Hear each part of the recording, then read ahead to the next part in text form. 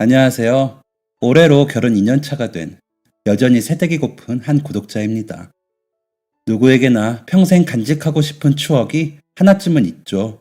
그리고 사람들은 그런 소중한 추억을 다양한 방법으로 간직하곤 합니다. 누군가는 사진으로, 누군가는 동영상으로, 누군가는 일기로 말이죠. 초등학교 졸업을 앞뒀던 저는 친구들과 함께한 추억을 간직하기 위해 학교 운동장 철봉 밑에 타임캡슐을 묻어두기도 했었습니다. 제가 졸업한 초등학교 운동장이 새 단장을 하면서 타임캡슐을 찾아볼 순 없게 되었지만 친구와 함께 타임캡슐을 묻었던 그때의 추억이 아주 따뜻한 기억으로 가슴에 남아있네요. 여러분은 어떤 방법으로 추억을 간직하고 계시나요? 저는 오늘 자신만의 방법으로 과거의 추억을 간직하고 계시는 저희 아버지 이야기를 전해드리려고 합니다. 아버지의 이야기가 사연을 들으시는 모든 분들에게 감동이 되었으면 좋겠네요. 사춘기에 접어든 저는 다정하게 TV를 시청하시는 부모님의 연애사가 궁금해졌습니다. 엄마, 아빠는 어떻게 만나게 된 거야? 라는 저의 질문에 부모님은 당황하신 듯 했지만 이내 두 분의 연애 스토리를 들려주셨죠. 부모님은 고등학교 교사였어요. 그것도 같은 학교 교사셨죠. 아버지는 교사가 되어 처음으로 출근한 날 학생들의 등교를 지도하는 어머니에게 첫눈에 반했다고 합니다. 참 드라마 같은 일이었죠. 애정 표현에 능숙한 아버지는 어머니에게 첫눈에 반한 마음을 숨기지 않고 표현했고, 나이는 같지만 아버지보다 3년 일찍 선생님이 되었던 어머니는 갓 부임한 후배의 마음을 매우 부담스럽게 생각하셨다고 합니다. 저는 그 이유가 궁금했어요. 왜냐하면 당시 제 눈에 아버지는 세상에서 가장 멋진 남자였거든요. 왜? 엄마는 아빠가 별로였어? 아빠가 이상형이 아니었던 거야? 저의 질문에 어머니는 이렇게 대답하셨습니다. 응? 아니, 니네 아빠 그때는 지금보다 더 잘생겼었어. 처음 부임했던 날에 학생들이 얼마나 부산을 떨던지 진정시키느라 혼났다니까.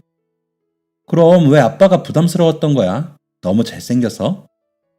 저의 이 질문에 대답을 해준 사람은 어머니의 옆에서 기세 등등하게 앉아있던 아버지였습니다. 엄마 아빠가 일하는 학교는 사립학교야.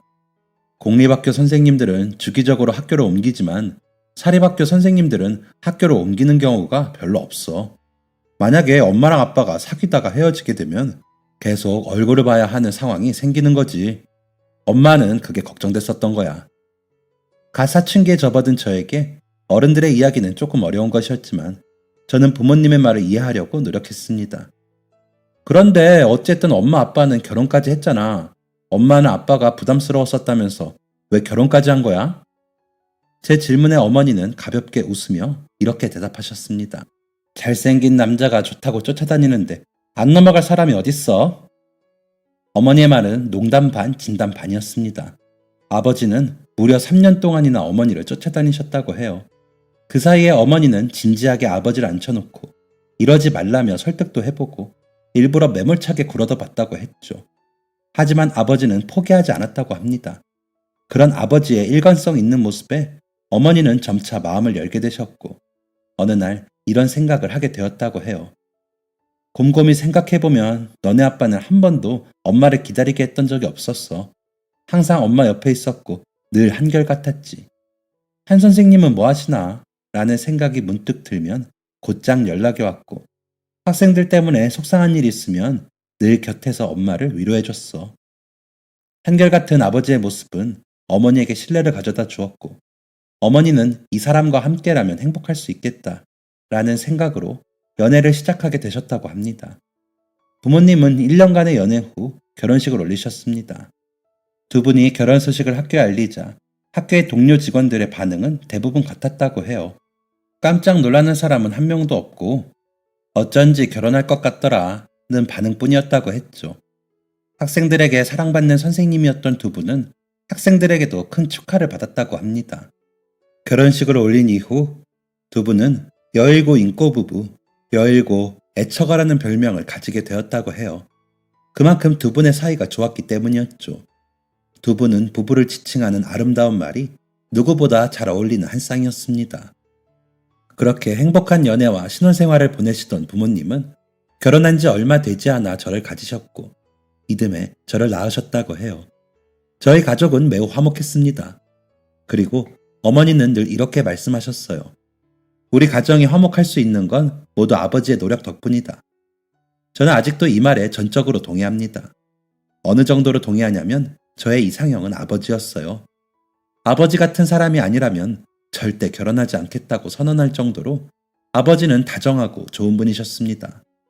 아버지는 저를 매우 사랑하셨지만 항상 어머니를 1순위로 생각하셨습니다. 한 번은 새 가족이 모여 주말 예능을 보고 있었어요. 그런데 방송을 보다 보니 저만 TV를 보고 있고 부모님은 나란히 소파 아래에서 잠이 드셨더군요.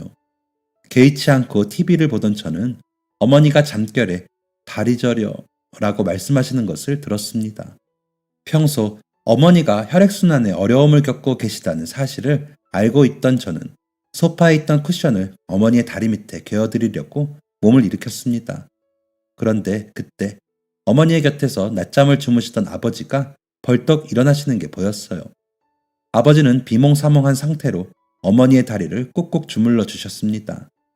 나중에 들어보니 어머니가 혈액순환으로 불편함을 느끼면 아버지는 새벽 중이라도 일어나 어머니의 팔다리를 주물러 주셨다고 합니다.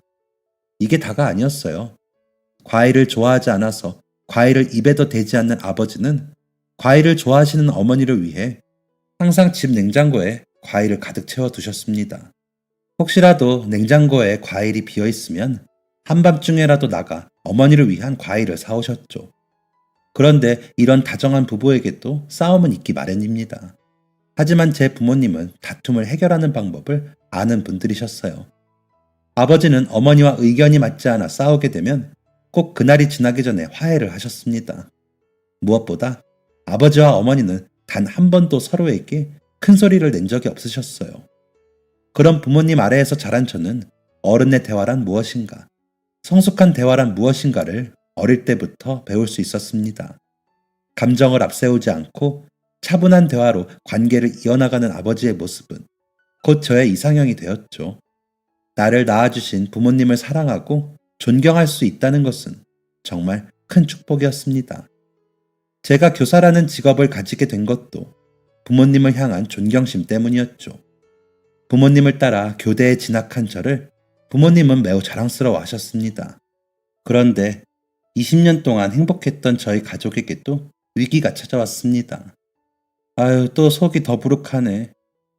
부쩍 소화가 잘 안 된다는 어머니는 그날도 더부룩한 속을 붙잡고 소화제를 드셨습니다. 새내기 모임, 동아리 면접 등으로 바쁜 시간을 보내고 있던 저는 그런 어머니의 말을 대수롭지 않게 생각했고 급하게 집을 나서며 이렇게 외쳤습니다. 아빠! 엄마 또 체했나 봐. 손 따줘. 저는 속이 더부룩하다는 어머니의 증상이 난소암 3기의 증상일 줄은 정말 꿈에도 몰랐습니다. 네, 어머니는 난소암 3기 초기였습니다. 41% 정도의 낮은 생존율을 보이는 일명 소리 없는 살인자 난소암이었죠. 난소암은 초기에 발견하기가 매우 어려운 암이었습니다. 증상을 느껴 병원을 찾으면 이미 3기 이상 진행되는 경우가 대부분이었죠. 딱 저의 어머니의 상황이 그랬습니다. 누구보다 건강했던 어머니가 암이라니. 저는 금방 패닉에 빠졌습니다. 그저 요즘 속이 좀 불편하신가 보다 라고 생각하며 아버지에게 엄마 손이나 좀 따줘라 라고 얘기했던 제 자신이 너무나 한심했어요. 그리고 가장 충격이 컸을 아버지는 의외로 덤덤하셨습니다. 아버지는 어머니의 주치의에게 주의 사항을 전달받고 빠르게 주변 상황을 정리하기 시작하셨어요. 그리고 본격적인 어머니의 간호를 시작하셨죠. 아버지는 금방 병원의 유명인사가 되셨습니다.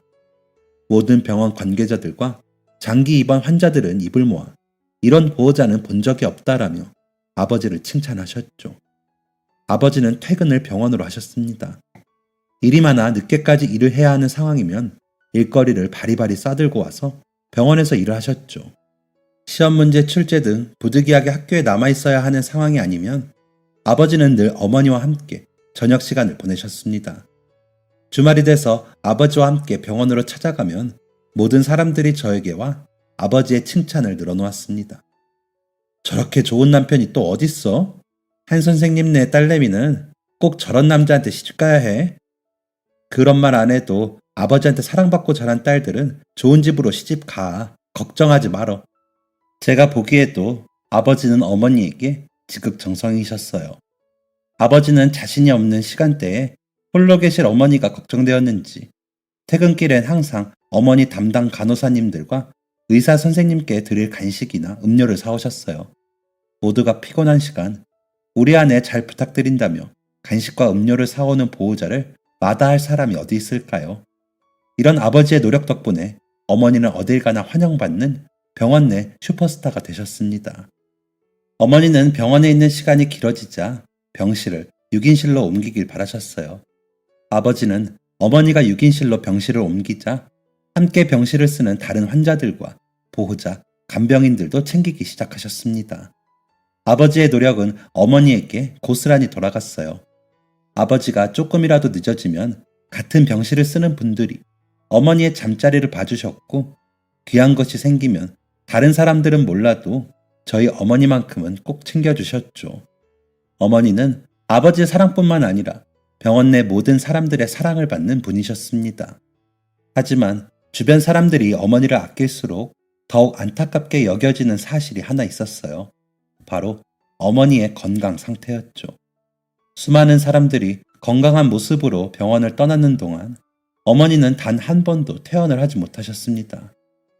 난소암 치료 경과가 좋아져서 이번엔 퇴원을 기대해봐도 좋을 것 같다는 말을 들었음에도 불구하고 어머니의 건강은 갑자기 악화되기도 했습니다. 이런 상황이 몇 번 반복되고 나니 그 누구도 저희 가족에게 희망을 얘기하지 않더군요. 난소암은 예후가 좋지 않다는 것을 알면서도 희망의 끈을 놓지 않았던 저도 설마 혹시나 라는 생각을 하기 시작했습니다. 모두가 지쳐가는 게 보였어요. 저 또한 지쳐가고 있었죠. 하지만 단 한 사람, 저의 아버지는 지치지 않았습니다. 아버지는 어머니가 암에 걸렸다는 사실을 모르는 사람처럼 천진하게 지내셨어요. 어머니도 마찬가지셨죠. 두 분은 너무나 행복하고 밝게 지내셨습니다. 저도 그런 부모님처럼 더욱 밝게 지내기 위해 노력했습니다. 항암 치료와 오랜 병원 생활 때문에 초췌해진 어머니의 얼굴을 마주하는 건 늘 어려운 일이었지만 단 한 번도 티를 낸 적은 없어요. 우리 딸 왔어? 요즘 연애하는 거 아니야? 볼 때마다 예뻐지네. 남자친구 생기면 엄마한테는 조금 덜 와도 돼. 이렇게 주말마다 엄마한테 오면 남자친구가 서운해한다. 오동통했던 볼살은 온데간데 없고 볼살이 쏙 들어간 어머니의 얼굴을 한 번 보면 저는 뒤돌아 2번 눈물을 닦아내야 했습니다. 아무렇지 않게 농담을 하며 여느 때와 다름없는 인사를 건네는 어머니의 모습을 보면 가슴이 아릴 정도로 아팠어요. 하지만 저는 어머니에게 웃는 모습만 보여드리고자 노력했습니다. 아마 아버지도 그러셨을 거예요. 저와 아버지는 어머니를 향한 죽음의 그림자가 짙어졌다는 것을 어린 짐작으로 알고 있었거든요. 아침 공기가 제법 서늘해진 어느 날 새벽, 저는 아버지에게 걸려온 전화에 소스라치게 놀라며 잠에서 깼습니다. 이 시간에 전화를 했다는 건 어떤 일이 일어났다는 것이니까요. 하지만 다행히 제가 생각했던 최악의 상황은 아니었고 아버지는 여행 갈 준비를 하라는 이야기만 남기고 전화를 끊으셨습니다. 엄마가 여행을 가고 싶다고 하네. 간단하게 짐 챙겨서 얼른 병원으로 오렴. 가라앉은 아버지의 목소리에는 참 많은 의미가 담겨 있었습니다. 저는 조용히 몸을 일으켜 간단한 짐을 챙겼고 곧장 병원으로 향했습니다. 병원에 도착하니 어머니는 침대에 등을 기대고 앉아 눈이 조금씩 내리는 새벽 하늘을 바라보고 계셨고 아버지는 로비에서 주치의와 이야기를 나누고 계셨어요. 주치의에게 허락이 떨어진 것인지 아버지는 곧장 어머니와 짐을 챙겨 밖으로 나서셨습니다. 병실을 나선 이후 저희 가족은 처음으로 무거운 침묵의 시간을 가졌습니다. 어머니를 차에 앉히고 시동을 건 아버지는 말없이 목적지를 향해 차를 몰았습니다. 저는 차가 움직이는 길을 눈으로 읽으며 우리가 어디를 가고 있는지 알 수 있었어요. 저희 가족은 외할머니의 오래된 시골집으로 향하고 있었습니다. 차로 거진 3시간이 걸리는 외할머니의 시골집은 외할머니가 돌아가신 뒤 쭉 비어진 집이었습니다. 어머니가 편찮으시기 전엔 분기별로 와서 집을 보수하고는 했는데 어머니가 편찮으신 이후로는 한 번도 가지 못했던 곳이었죠. 저는 외할머니의 시골집으로 가는 길을 눈으로 읽으며 지금 가면 불은 들어오려나?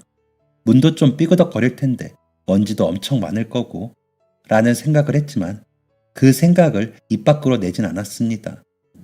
아버지는 시골집이 눈에 보이자 그제야 입을 여셨어요. 오늘이 목요일이니까 금요일에 돌아가자. 어머니는 시골집에 차를 주차하고 난 뒤에야 이렇게 대답하셨습니다.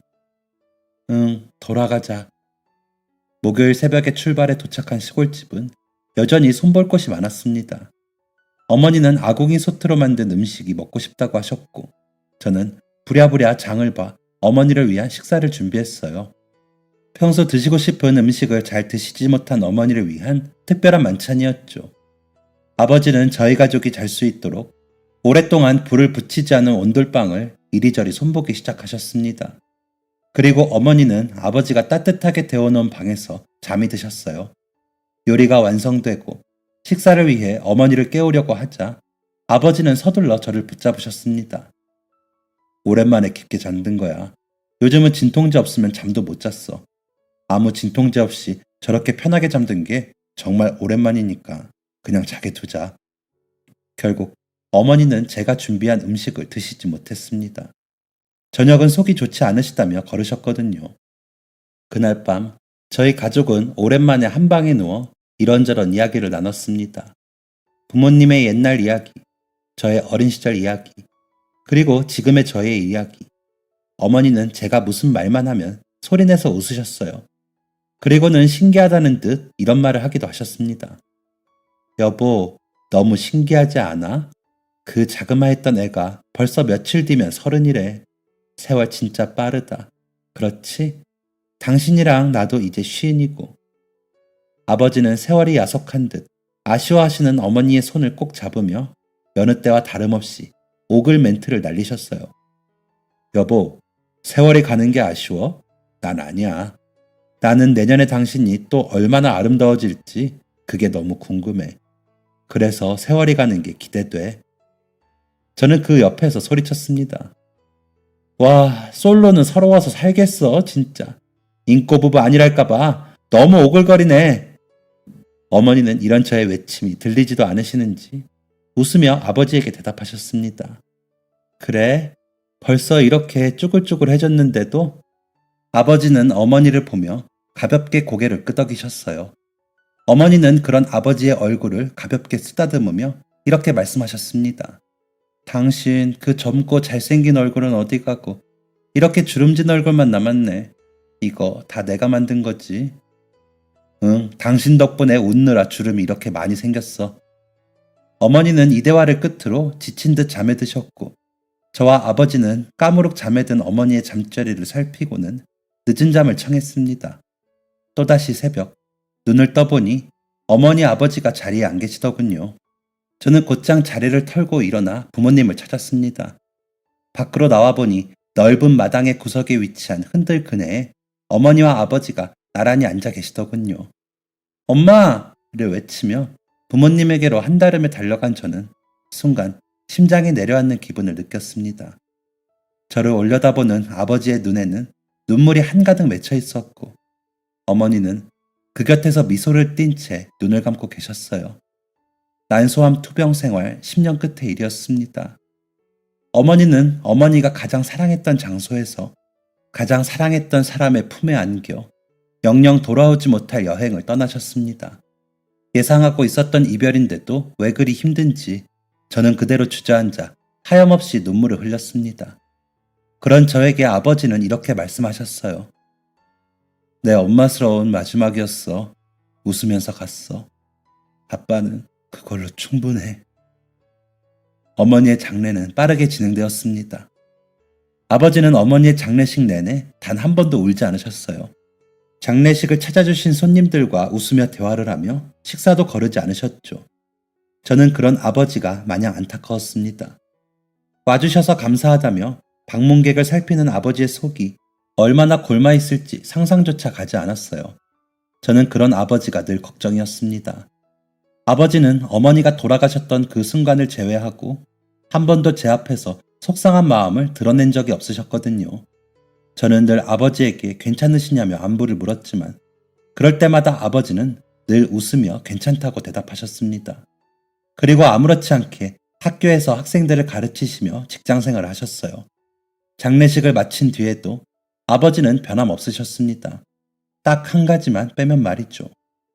아버지는 어머니가 돌아가신 이후에 희한한 습관을 갖게 되셨습니다. 그 습관은 바로 매주 금요일이 되면 낡은 초록색 카라티를 입는 것이었어요. 아버지와 살면서 한 번도 본 적 없는 카라티는 새 옷도 아니었고 세련된 디자인도 아니었으며 요즘 유행하는 컬러도 아니었습니다. 카라티는 드문드문 빛이 바랜 곳도 있었고 누가 봐도 낡은 옷이라는 게 티가 날 정도였습니다. 아버지는 옷이 낡을까봐 조심스럽게 손빨래를 하며 매주 금요일마다 그 옷을 입고는 하셨어요. 저는 그런 아버지에게 그 옷이 대체 뭐길래 매주 금요일만 되면 그 옷을 입는 거냐? 라고 여쭤보았지만 아버지는 한 번도 대답해 주지 않으셨습니다. 아버지의 초록색 카라티 사랑은 장소도 가리지 않았어요. 누군가의 결혼식이 금요일이라면 아버지는 늘 초록색 카라티를 양복 재킷 안에 받쳐 입고 가셨죠. 저는 그런 아버지에게 아빠, 누가 보면 패션 테러리스트라고 놀려. 초록색이 좋아진 거면 차라리 내가 다른 예쁜 걸로 하나 사줄게. 라고 잔소리를 하기도 했어요. 실제로 다양한 브랜드의 초록색 카라티를 선물하기도 했습니다. 하지만 아버지는 우리 딸 고마워 라고 말씀만 하실 뿐 매주 금요일이 되면 그 낡은 초록색 카라티를 입으셨습니다. 제가 사드린 초록색 카라티는 금요일이 아닌 다른 요일에 입는 옷일 뿐이었죠. 제가 초록색 카라티를 많이 사다 드린 바람에 아버지는 졸지에 초록색 카라티 마니아가 되셨고 저는 그런 아버지에게 두 손 두 발 다 들며 항복을 선언했습니다. 그래, 아빠 입고 싶은 대로 입어. 정말 고집 엄청 세.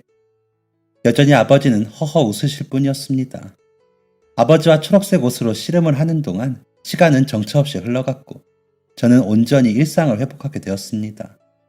그렇게 열심히 인생을 살던 중 저는 예상하지 못했던 곳에서 우연히 옛 인연을 만나게 되었어요. 어느 주말 오랜만에 친구들을 만나 술자리를 가진 참이었습니다. 그 자리에 모인 친구들은 저와 초중고를 같이 한 중마 고우들이었어요. 또 전부 저희 어머님의 장례식을 와준 친구들이었죠. 저는 친구들에게 감사함을 전했고 친구들은 또 한 번 저에게 위로를 전했습니다. 그렇게 서로의 근황을 이야기하며 술자리가 무르익었을 때 제 맞은편에 앉은 친구가 어? 하며 자리를 박차고 일어났어요. 야, 쟤네 우리랑 같은 중학교 나온 애들 아니야? 고개를 돌려보니 정말 낯이 익은 얼굴들이 있더군요. 중학교 동창을 알아본 건 저희뿐만이 아니었습니다. 방금 가게로 들어온 남자 무리들 또한 저희를 알아보며 아는 체를 해왔어요. 저희는 반갑게 인사를 나누며 합석을 하게 되었고 이런저런 이야기를 하게 되었습니다. 14년의 세월이 무색할 정도로 오랜만에 만난 친구들과의 시간은 즐거웠습니다. 만나서 반가웠어. 기회가 되면 우리 동창회도 하자. 라는 말로 자리를 마무리한 저는 그때의 우연한 만남을 잊고 있었습니다. 그런데 어느 날 모르는 번호로 메시지가 오더군요. 우연히 술자리에서 만난 중학교 동창 중 한 명이었습니다. 저는 그 친구와 같은 반이 된 적도 없었고 얼굴만 아는 사이였기 때문에 그 친구의 연락이 조금 당황스러웠어요. 게다가 그 친구는 중학교 2학년 말쯤에 미국으로 유학을 갔습니다. 유학을 간 이후에도 연락 한 번 한 적 없던 친구가 갑자기 메시지를 보내다니 무슨 이유가 있는지 궁금하더군요. 그래서 중학교 동창 준영이에게 답장을 남겼습니다. 안녕 준영아, 다른 사람도 아니고 너한테 연락이 오니까 조금 당황하긴 했는데 반갑다. 아, 나도 내가 연락하면 네가 당황할 것 같긴 했어. 너랑 나랑 그렇게 친하던 사이는 아니었으니까. 저는 준영이와 짧은 메시지를 주고받았을 뿐이었지만 대화가 잘 통한다는 느낌을 받았어요. 그리고 무언가에 끌린 듯이 준영이와 약속을 잡게 되었죠. 미국으로 유학을 간 준영이는 그곳에서 대학까지 나왔다고 합니다. 디자인 계열에서 공부를 마친 준영이는 한국으로 귀국해 디자인 회사에서 일하고 있다고 했죠. 준영이와 대화를 하면 할수록 마치 아버지와 대화하는 기분이 들었어요. 부끄러움이 많은 성격일 것이라는 저의 예상과 다르게 준영이는 가벼운 농담으로 사람의 기분을 좋게 만들 줄 아는 사람이었습니다. 또 인생관이나 가치관에 대한 진지한 대화를 할 수 있는 상대였죠. 자연스럽게 가까워진 저희는 그렇게 연인이 되었고, 저희는 1년의 교제 끝에 결혼을 다짐하게 되었어요. 서로의 마음을 확인하고 결혼을 다짐한 후 저희는 본격적으로 결혼을 준비하기 시작했습니다. 저희는 가장 먼저 상견례를 준비했어요. 준영이의 부모님이 미국에서 거주 중이셨기 때문이죠. 먼 거리에서 오시다 보니 최대한 일정과 장소를 예비 시부모님께 맞춰드려야 했고, 저희의 상견례 날짜는 금요일로 정해졌습니다. 아까 말씀드렸듯이 어머니가 돌아가신 이후 아버지에게 금요일은 낡은 초록색 카라티를 입는 날이었기 때문에 저는 내심 불안한 마음이 들었어요. 아버지는 초대받은 결혼식이 금요일이라면 결혼식장에도 초록색 티를 입고 가시는 분이었으니까요. 하지만 설마 상견례 때도 그 옷을 입으시겠어? 라는 생각으로 불안한 마음을 애써 넘겼습니다. 그런데 왜 불안한 마음은 틀리질 않는지 아버지는 상견례 날에도 기어이 그 초록 카라티를 입고 나오셨습니다. 아버지가 가장 아끼시는 제 첫 월급으로 사들인 양복 재킷 안에 말이죠. 저는 화가 나기보다는 이젠 정말 궁금했습니다. 대체 왜 이렇게까지 이 옷에 집착하시는지가 말이죠. 그리고 한편으로는 걱정도 됐습니다. 사실 다 낡은 옷을 매주 금요일에 입는다는 게 일반적이진 않으니까요. 어머니를 잃은 슬픔에 아버지가 어떠한 심리적인 불안함을 겪고 계신 것은 아닌지 그게 너무나 걱정되었습니다. 여러 가지 복합적인 감정을 가진 상태로 상견례를 맞이하게 되었지만 상견례는 잘 마무리되었어요. 예비 시부모님들이 미국에서 오래 거주하셔서 그런지 아버지의 복장에 큰 관심을 두지 않으시더라고요. 오히려 재킷이 너무 멋있으시네요. 그런가요? 저희 딸이 첫 월급으로 사준 양복입니다. 라는 훈훈한 대화를 하셨죠. 그렇게 멀리서 온 시부모님과 남자친구를 배웅하고 집으로 돌아가는 길, 저는 근 1년 만에 아버지에게 다시 한번 물었습니다. 아빠, 내가 화난 건 아니고 정말 궁금해서 물어보는 건데 대체 그 초록색 티셔츠는 왜 입는 거야? 아버지는 허허 웃으실 뿐 여전히 아무 대답이 없으셨어요. 저는 그런 아버지에게 답답하다는 듯이 또 이렇게 말했습니다. 웃지만 말고, 나 정말 이제는 걱정돼서 그래. 지금 이 티셔츠 봐봐. 구멍난 데가 한두 군데야. 이렇게까지 옷이 해졌으면 기워 입지 말고 버려야지. 왜 계속 고쳐 입는 거야? 정말 속상해. 아버지는 여전히 희미한 미소를 띤 채 운전에 집중하고 계셨어요. 이젠 옷이 낡아서 흐물흐물해. 이거 대신 입으라고 선물해준 옷도 다른 날에만 입고 금요일에는 꼭 이 옷만 입잖아. 도대체 이유가 뭐야? 이유라도 알려주면 내가 이해를 해볼게. 아버지는 애원하듯 이야기하는 제가 안타까우셨는지 그제야 입을 여셨어요. 그냥 아빠는 이 옷이 좋아. 금요일만 되면 괜히 마음이 뒤숭숭해지는데 이 옷을 입고 있으면 마음이 편해. 처음으로 초록색 카라티에 대한 대답을 들은 저는 걱정스러운 마음에 이 말을 잊고 말았어요. 그런데 얼마 지나지 않아 아버지의 이 말을 이해하게 되는 순간이 찾아오게 되었습니다. 결혼식을 준비하면서 신혼집을 조금씩 꾸미고 있을 때였어요. 그날은 주말이었고 저는 신혼집으로 가져갈 제 짐을 하나둘 챙기고 있었습니다. 대부분의 짐을 정리하고 저는 마지막으로 거실 한쪽 면을 빼곡히 메운 책장으로 다가갔어요. 책장의 3분의 1은 저와 관련된 것으로 가득 차 있었습니다. 어릴 때 썼던 일기, 학교에서 받아온 상장, 트로피 같은 것들이 줄 세워져 있었죠. 다들 공감하실 것 같아요. 집 정리를 하다 보면 이런저런 사진이나 과거의 일기장을 보느라 시간을 다 써버리는 것 말이에요. 저도 여느 사람들과 다름없이 그렇게 추억 여행에 흠뻑 빠져 있었습니다. 그렇게 한 칸 한 칸 채워져 있는 저의 기록들을 훑어보니 마지막으로 남아있는 앨범 칸에 다다랐어요. 저의 어린 시절 앨범을 챙긴 저는 아주 옛날 딱 한 번 열어본 부모님의 앨범을 열어보았습니다. 저는 우리 엄마 아빠한테도 이런 시절이 있었구나 라는 생각을 하며 부모님의 앨범을 보는 중이었습니다. 앨범에는 뭉클한 장면들이 참 많았어요. 31살인 지금의 저보다 어린 부모님의 앳된 모습, 두 분의 결혼식 장면, 저를 가진 어머니의 모습, 그리고 저를 낳은 부모님의 모습까지. 저보다 어린 나이였던 두 분이 결혼해서 가정을 이루고 또 저를 낳았다는 사실은 경이롭게 느껴지기까지 했습니다. 그리고 새삼 제가 결혼을 하게 되었다는 사실이 실감나기 시작했죠. 사진 뒤편에 그때의 감정과 사건들이 적혀 있어서 더 그랬던 것 같습니다. 어딘가 벅차오르는 감정을 억누르며 앨범을 거꾸로 넘기던 중 저는 유독 눈에 띄는 사진 하나를 발견하게 되었습니다. 바로 부모님의 신혼여행 사진이었어요. 저는 부모님의 신혼여행 사진을 하나둘 살펴보며 무언가 이상한 점을 찾아내게 되었습니다. 바로 사진 속 부모님이 입고 있는 옷이었어요. 신혼여행 사진 속 두 분은 똑같은 티셔츠를 입고 계셨어요. 아버지가 매주 금요일이면 입으시는 초록색 카라티가 바로 그것이었죠. 이제야 엉켜있던 퍼즐이 하나둘씩 풀리는 기분이었습니다. 아버지는 어머니를 추억하기 위해 어머니와 신혼여행에서 함께 입었던 초록색 카라티를 입으셨던 것이었어요. 저는 그동안 가졌던 의문이 풀리는 기분을 느꼈습니다. 그런데 풀리지 않는 한 가지 의문이 또 있었습니다. 어머니를 추억하기 위해서 초록색 카라티를 입는 것이라면 대체 왜 그 초록색 카라티를 금요일에만 입으시냐는 것이었죠.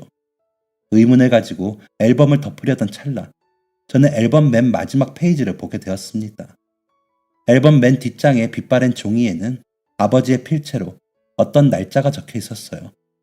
저는 그 날짜를 보자마자 아 소리를 내며 고개를 떨굴 수밖에 없었습니다.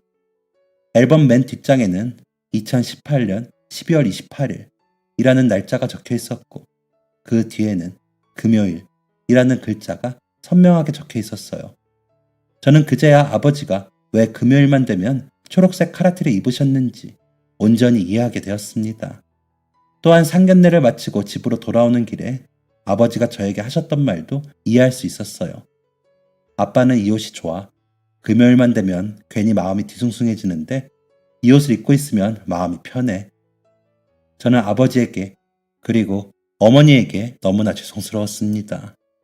아버지에게 직접적인 이야기를 들었으면서도 왜 아버지가 금요일만 되면 마음이 뒤숭숭해질까? 라는 생각조차 하지 못했다는 게 너무나 부끄러웠어요. 금요일만 되면 어머니 생각에 마음이 뒤숭숭해지는 아버지를 위로해주지는 못할 망정 왜 낡아 빠진 초록색 카라티를 버리지 못하느냐는 질문이나 한 제가 너무나 나빠 보였습니다. 그리고 어머니가 돌아가신 뒤 아버지가 참 외로운 시간을 보내셨을 거라고 생각했어요. 아버지에게 있어 어머니는 가장 사랑하는 사람이자 가장 친한 친구였으며 또한 가장 믿을 수 있는 동료였습니다. 아버지는 같은 학교에서 교사로 근무하셨던 어머니를 누구보다 신뢰하셨기 때문에 직업적인 고민도 어머니에게 스스럼 없이 털어놓으셨고 인간적인 고민도 어머니와 항상 나누셨었어요. 하지만 어머니가 떠나가신 후 저는 아버지에게 이런 류의 고민을 들어본 적이 없습니다. 엄마가 없어서 너무 허전하고 외롭다는 넋두리조차 들어본 적이 없었어요. 책임감 강한 저의 아버지는 아버지로서 딸에게 고민을 털어놓고 넋두리를 할 수 없으셨을 것입니다. 결국 제가 먼저 아버지에게 손을 내밀어서 아버지의 허전한 마음을 채워드렸어야 했던 것이었어요. 마음 털어놓을 곳이 사라진 아버지에게 이제는 제가 기댈 곳이 되어줘야 했던 것이죠. 흐르는 눈물을 서둘러 닦아낸 저는 부모님의 앨범을 고이 정리해두고 어떻게 아버지의 허전한 마음을 위로할 수 있을지를 고민했습니다. 그리고 열심히 고민한 결과 아버지가 늘 입고 다니시는 초록색 카라티와 똑같은 것을 사드리기로 마음먹었어요.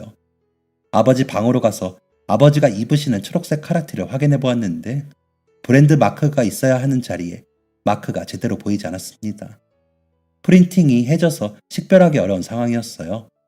결국 저는 흐릿한 화질의 사진을 수백 번 들여다보며 생전 처음 보는 브랜드의 이름을 찾아내게 되었습니다. 하지만 진짜 문제는 이후부터였어요. 너무나 오래전에 판매되었던 브랜드의 옷을 구할 수 있을 리 만무했습니다. 저는 중고 거래 사이트와 마켓을 돌아다니며 아버지의 카라티를 찾기 위해 노력했어요. 하지만 슬프게도 아버지의 카라티를 구하지 못했습니다. 게다가 최후의 수단으로 아껴두었던 브랜드 본사와의 연락도 수포로 돌아갔어요. 아버지의 카라티를 제작한 브랜드가 대형 의류 계열 회사에 인수된 지 오래였거든요. 하지만 쉽게 포기할 수 없었던 저는 아버지와의 이야기를 진솔하게 메일로 보냈습니다. 보름 정도가 지나니 담당자로부터 연락이 왔고 저는 떨리는 마음으로 메일을 열어보았습니다. 메일에는 이런 내용이 적혀 있었어요. 너무 오래전에 제작된 옷이고 해당 브랜드의 옷을 생산하지 않는 상태라 재고가 있을 것이라고 확신할 수 없습니다. 찾아는 보겠지만 재고가 있을지 확실하지 않다는 내용의 메일이었죠. 저는 마지막 희망을 담아 꼭 부탁드린다는 답장을 보냈고 결혼 준비를 위해 남자친구를 만난 날 회사로부터 마지막 메일을 받았습니다. 선생님의 사연을 듣고 최선을 다해 재고를 찾아보았지만 해당 제품을 찾을 수 없었습니다. 죄송합니다. 마지막 희망이 사라지는 순간이었습니다. 저는 얼굴 한 번 본 적 없는 저를 위해 수고해준 해당 브랜드 담당자에게 감사를 표하는 장문의 메시지로 답을 했고 메일을 전송한 후 크게 한숨을 내쉬었습니다. 아버지의 마음을 위로하기 위한 선물 준비가 실패로 돌아간 것에 대한 아쉬움이었죠. 아쉬운 마음에 멍하니 허공을 응시하고 있는데 옆에서 누군가 제 팔을 콕콕 건드리는 게 느껴졌습니다. 저는 그제야 제가 오늘 결혼 준비를 위해 남자친구를 만났다는 사실을 기억해냈어요. 무슨 일인데 그렇게 한숨을 크게 쉬어? 무슨 일이라도 있어? 오늘 영 집중을 못하네. 몸이 안 좋은 거면 이만 들어가서 쉴까? 라고 말하는 남자친구에게 저는 그동안 있었던 이야기를 전해주었습니다.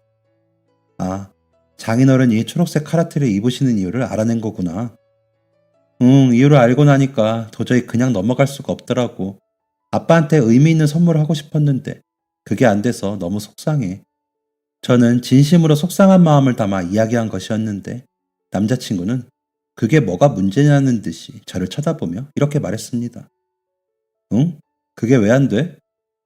그야 재고가 없는 옷이니까 회사에서도 없다고 하고 찾아볼 수 있는 곳은 이미 다 찾아봤어. 해외 사이트도 찾아봤는걸. 남자친구는 어리둥절한 저의 반응을 보고는 웃음을 터뜨렸습니다. 너 정말 내가 누군지 잊은 거야? 나 디자인 회사 팀장이잖아. 아차 싶더라고요. 가장 가까운 곳에 해답을 듣고 먼 길을 헤맨 기분이었습니다. 남자친구는 저에게 같은 디자인으로 선물해 드리면 돼? 라고 물은 뒤 일전에 제가 메일을 남겼던 초록색 카라티를 제작한 회사의 담당자에게 연락을 남겼습니다. 그리고 얼마 지나지 않아 남자친구는 아주 좋은 소식을 들고 왔어요. 회사 담당자한테 확인받았어. 상업적으로 이용하는 게 아니라면 브랜드 로고와 디자인을 가져다 써도 괜찮다고. 그 말을 듣는데 눈물이 날 것 같더군요. 감격해하는 저에게 남자친구는 능청스러운 말투로 이렇게 말했습니다. 그런데 이왕 만들어드릴 거 제대로 만들어드려야 하지 않겠어? 하루에 하나씩 입으시라고 30개 준비하자.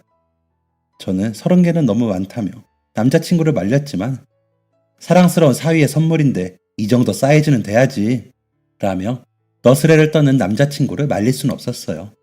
남자친구는 아버지가 입고 다니시던 옷의 원단과 가장 비슷한 원단을 찾기 위해 수많은 공장을 찾아다녔고 수십 번의 샘플을 받아보고 나서야 제작을 결정했습니다. 참 오랜 시간이 걸렸죠. 결혼 준비 초중반에 시작했던 아버지 새옷 만들어드리기 프로젝트는 결혼식 이틀 전에야 끝났습니다. 열심히 만든 옷을 아버지에게 선물하는 날은 결혼식 바로 전날이었어요. 저와 남자친구는 예쁘게 포장한 옷을 들고 집으로 향했습니다. 아버지는 남자친구가 들고 온 커다란 박스를 궁금해하시는 듯 했지만 묻진 않으셨습니다. 아버지와 저 그리고 남자친구는 둘러앉아 이런저런 이야기를 했어요. 그래서 사돈어른은 한국에 잘 도착하셨나? 네, 며칠 전에 오셔서 서울 구경 중이세요. 미국에서 오래 사신 만큼 한국이 그리우신가 봐요. 그래, 오신 김에 충분히 쉬고 가시는 게 좋지. 일상적인 대화는 어느새 깊은 대화로 이어져 있었습니다. 그런데 아빠는 내가 시집가는 게 서운하진 않아? 저는 아버지가 평소처럼 장난기 있는 말투로 아니 아빠는 속이 시원한데? 라고 말씀하실 줄 알았어요. 하지만 아버지의 대답은 제 생각과 전혀 달랐습니다. 서운하지, 엄청 서운해. 예상치 못한 대답에 저는 할 말을 찾지 못했습니다. 서운한데 또 기특해. 아빠한테 이거 해달라 저거 해달라 이거 알려달라 저거 알려달라 할 때가 엊그제 같은데 언제 또 이렇게 커서 혼자 결혼 준비도 뚝딱뚝딱 하고 가르쳐 준 적도 없는 연애도 술술 하고 남자친구 같은 거 안 만들길래 우리 딸은 평생 아빠랑 살아나 보다 생각했더니 갑자기 결혼한다면서 남자친구를 데려왔잖아. 그때 얼마나 놀랬는지 몰라. 아버지는 은근슬쩍 남자친구를 흘겨보는 표정을 하셨고, 저는 그런 아버지를 보며 깔깔거리고 웃었습니다. 그런데 그때 아버지는 저를 지그시 보며 이렇게 말씀하셨어요. 딸, 행복해야 돼. 행복하라는 아버지의 말이 왜 그리 가슴 시린지. 저는 차오르는 눈물을 꾹 억누를 수밖에 없었습니다. 한없이 가라앉고 있는 분위기를 다시 끌어올린 건 남자친구였어요. 자, 내일 결혼식인데 눈물 흘리며 눈이 붓겠지? 그럼 이쯤 돼서 장인어른 선물 개봉을 해볼까? 선물 개봉이라는 말에 아버지는 얼떨떨한 표정을 지으셨어요. 선물? 네, 장인어른을 위해서 저희가 힘을 합쳐보았습니다. 남자친구는 박스 속 옷들을 부스럭거리며 제 팔을 툭툭 쳤어요. 저는 어느새 눈물을 닦고 사진첩에 정리해둔 부모님의 옛날 사진 폴더를 열었습니다. 저는 사진을 한 장 한 장 넘기며 아버지에게 질문했어요. 아빠, 엄마를 처음 만났던 날을 기억해? 아버지는 갑작스러운 질문에 얼떨떨해 하셨지만 이내 대답을 해주셨어요. 학교로 첫 출근한 날에 만났지. 월요일이었어. 아버지가 요일을 정확하게 기억하시자 남자친구는 놀라며 말했습니다. 그걸 어떻게 다 기억하세요? 저는 대답해 주었습니다. 여기 엄마 아빠 옛날 사진이야. 사진 뒤쪽에 크고 작은 사건들이 적혀 있어. 아버지는 민망하다는 듯이 저를 나무라셨어요. 너는 그거 아빠 연애 편지 같은 건데. 저는 여전히 어머니 얘기만 하면 부끄러워하시는 아버지를 보며 카라테 7장을 건넸습니다. 이건 월요일에 입어. 아버지는 갑작스럽게 눈앞에 나타난 초록색 카라티에 많이 놀라신 듯 했어요. 이건... 저는 아버지의 물음에 대답하지 않고 곧장 다음 질문을 이어갔습니다. 엄마가 나를 낳은 날은? 역시나 아버지는 고민도 하지 않고 대답하셨어요. 화요일이었지. 예상했던 날보다 일찍 진통이 와서 학교에 있다가 갑자기 뛰어나간 기억이 나. 저는 또다시 7개의 카라티를 건네며 이렇게 말했습니다. 그럼 이건 화요일에. 그리고 또 질문했습니다. 아빠가 엄마에게 처음으로 고백한 날은? 아버지는 또다시 고민 없이 대답했습니다. 수요일. 저는 또다시 7개의 카라티를 건넸습니다. 그리고 또 질문했어요. 엄마가 아빠를 한 선생님이 아니라 이름으로 불러준 날은? 아버지는 역시 고민이 없으셨습니다. 목요일. 저는 또다시 7개의 카라티를 건네며 질문했습니다. 어느새 아버지와 제 목소리에는 먹먹한 울음이 가득 껴 있었어요. 저는 숨을 한 번 크게 들이쉰 다음 물었습니다. 그럼 엄마가 먼 길을 떠난 날은? 아버지는 그동안 참아왔던 눈물을 크게 터뜨리시며 대답하셨습니다. 금요일. 이후로는 모두가 눈물을 흘렸어요. 아버지와 저, 그리고 남자친구까지 엉엉 눈물을 흘리며 그동안 쌓였던 모든 슬픔과 그리움을 토해냈죠. 얼만큼 울었는지조차 모르겠을 때 겨우 눈물을 그친 저는 나머지 질문을 이어갔습니다. 엄마가 임신 사실을 알렸을 때는? 아버지는 대답하셨습니다. 토요일. 저는 또 물었습니다. 엄마가 처음으로 태동을 느꼈을 때는? 아버지는 여전히 눈물을 흘리며 대답하셨어요. 일요일. 저녁 식사 준비를 하다가 저는 남은 카라티를 모두 아버지에게 드리며 말했습니다. 아빠 혼자 엄마의 빈자리를 감당하게 해서 미안해. 내가 아빠한테 힘이 되어주지 못해서 미안해.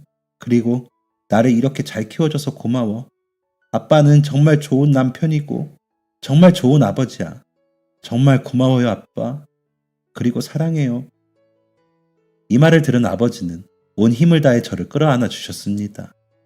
한 선생님 집 외동딸의 결혼식 전날은 그렇게 저물어가고 있었어요. 다음 날 저는 메이크업 선생님에게 아주 크게 혼이 났습니다. 새 신부가 이렇게 부어서면 어떻게 해요? 어제 팩도 하고 일찍 자라고 했죠. 모든 게 완벽한 결혼은 아니었지만 행복한 결혼식이 무사히 끝난 뒤 아버지는 곧장 명예퇴직을 선언하셨어요.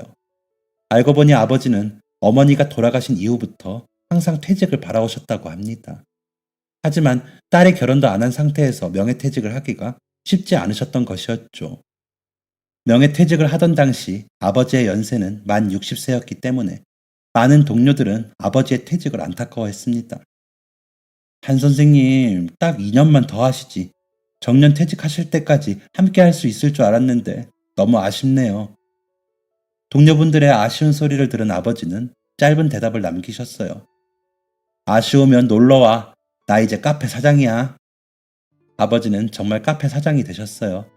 퇴직하신 후 곧장 외할머니의 시골집으로 내려가 시골집을 카페로 개조하셨거든요. 아버지는 현재 국어 선생님을 했던 경력을 살려 작고 따뜻한 북카페로 운영하고 계십니다. 아버지와 어머니의 뒤를 이어 교사가 된 저는 어머니가 가장 사랑했던 곳에서 자신이 가장 사랑하는 일을 하고 계시는 아버지의 남은 여생이 늘 행복하기만을 바랄 뿐입니다. 나의 영웅, 내 아버지 사랑합니다. 그리고 감사합니다. 마지막으로 저의 긴 사연을 읽어주시고 들어주신 모든 분들께 감사합니다. 모두 행복하세요. 지금까지 사연 들어주셔서 감사합니다. 사연이 재밌으셨다면 구독과 좋아요를 눌러주세요. 감사합니다. 안녕히 계세요.